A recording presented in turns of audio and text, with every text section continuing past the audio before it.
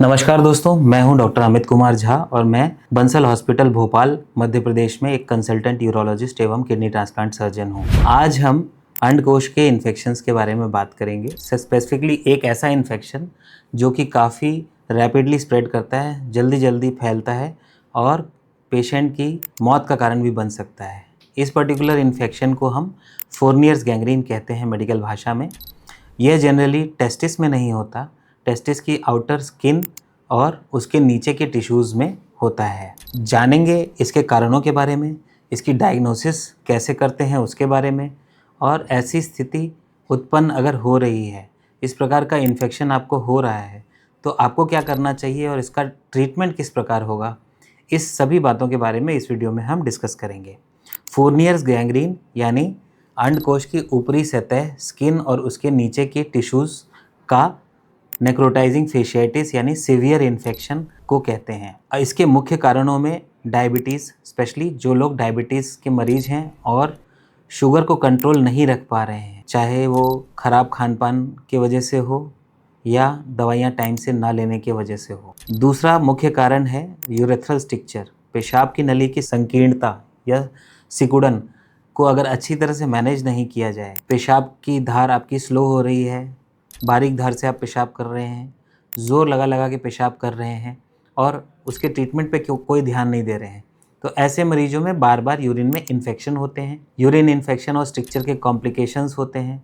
Urine नली से फूटकर आसपास की टिश्यूज़ में जमा होने लग जाता है और उसके ऊपर जब कीटाणु बैठ जाते हैं तो यह फोरनियर गैंग्रीन या अंडकोश की स्किन का इन्फेक्शन होता है। ये बाकी इन्फेक्शन से अलग होता है।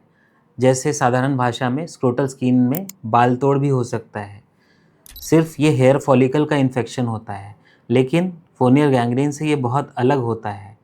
ये आसानी से ट्रीट किया जा सकता है।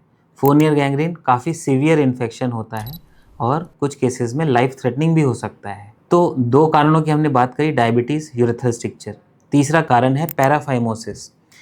लिंग के ऊपर की चमड़ी अगर पीछे जाके अटक जाती है और बहुत टाइम तक इसको इलाज नहीं किया जाए तो उसके ऊपर इन्फेक्शन होके यह इन्फेक्शन स्क्रोटल स्किन और पेनिस के स्किन में फैलता रहता है, तो ये एक कारण होता है। इसके अलावा किसी मरीज़ को अगर चोट लगी है और उसके घाव का मरीज़ ने देखभाल नहीं की, ड्रेसिंग नहीं कराई, डिब्राइडमेंट नहीं कराया, सफाई नहीं करवाई, तो ऐसे मरीजों में भी फोरनियर्स गैंग्रीन हो सकता है।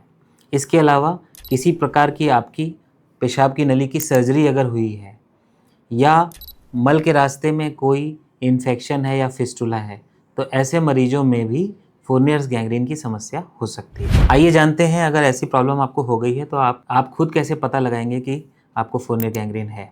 सिंपल इन्फेक्शन के कंपैरिजन में शुरुआती स्टेज में अंडकोश में काफ़ी ज़्यादा सूजन होती है, लालपन रहता है, दबाने पे कुछ आवाज़ें सी आती हैं, अंडकोश के चमड़ी को दबाने से कुछ आवाज़ें सी आती हैं। तो इसके साथ साथ तेज़ फीवर भी होता है, कुछ लोगों को चक्कर या ब्लड प्रेशर की कमी भी होती है, लो ब्लड प्रेशर की प्रॉब्लम हो जाती है।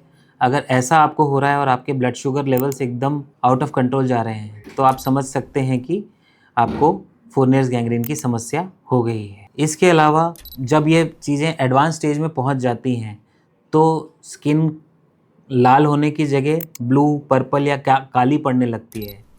अंडकोश का इन्फेक्शन अंडकोश से निकलकर पेनिस के स्किन, पेट के निचले हिस्से के स्किन या पेरिनियल एरिया, अंडकोश के नीचे, अंडकोश और मल के रास्ते के बीच के एरिया तक फैल जाता है और ऐसी स्थिति में जनरली पेशेंट को तुरंत एडमिट करके ट्रीटमेंट स्टार्ट करना होता है।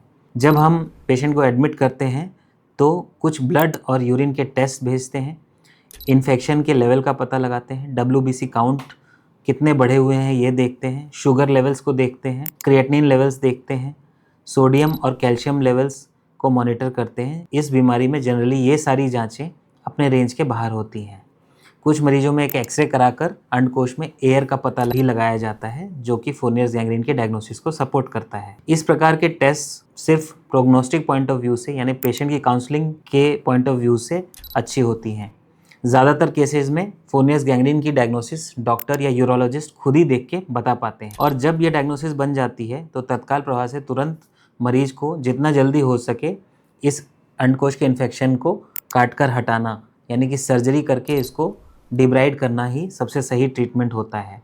जिन मरीजों को साथ में पेशाब की नली की सिकुड़न या पेशाब में रुकावट भी होती है, उनमें पेट के रास्ते से पेशाब की थैली में ट्यूब डालकर यूरिन को डाइवर्ट किया जाता है ताकि वह इन्फेक्टेड यूरिन नीचे के हिस्से में ना फैले।